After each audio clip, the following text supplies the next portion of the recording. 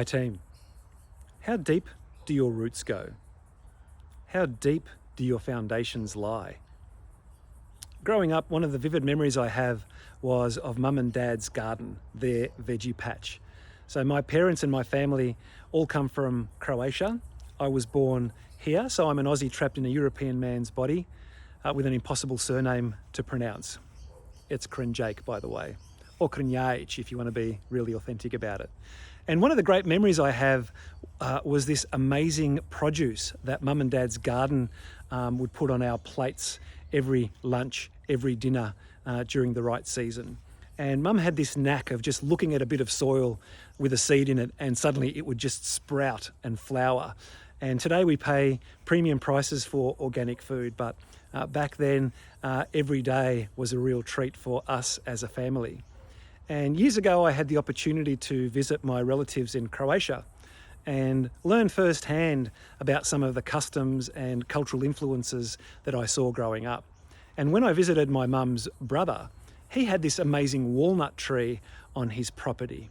And the thing about walnut trees and my mum is that it's the only thing she couldn't quite crack the code with. Our walnut tree in our backyard was pretty anemic, only grew a handful of walnuts each season, and they're pretty puny. My uncle's walnut tree was kind of like a small oak. It was just real solid, had clusters of really big walnuts there for the taking, and I had to ask him what the secret was so that I could pass it on to my mum. And anyway, he told me that before he planted the seeds, he dug a huge hole and then with his tractor dragged a boulder across the property, buried it deep down inside the hole, backfilled it with dirt and then planted his seeds. With the idea being that the moisture in the soil gathers around the boulder that's deep down beneath it. And so when the seed starts to sprout, the root system works its way all the way down to this moisture surrounding the boulder. And so with this huge root system beneath the surface, the size and the fruitfulness of the tree above was something else. It was almost Garden of Eden-esque, if I have to be honest with you. Huge.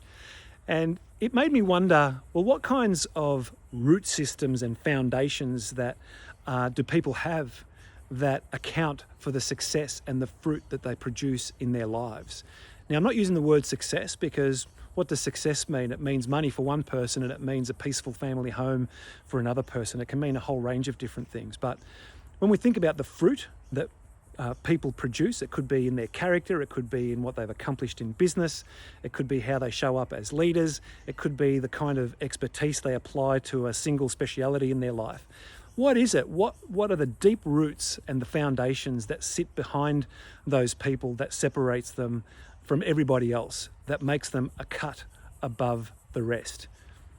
What are the deep roots and deep foundations that maybe you take for granted that are a key part of your success, that are a key part of your effectiveness, that are a key part of your core strength and your core values, that have helped you weather blizzards and storms in career and life, things that have helped you keep going when others have given up, the things that have helped you stay standing when others have fallen away, and the things that account and count towards your integrity, expertise, and the other wonderful things that people might see in you, both professionally but also relationally. I'm open to advice. I'd love to hear and understand what it takes to develop deep roots and deep foundations as a person and as a professional. Please leave a comment for me and for others to benefit below. Thanks.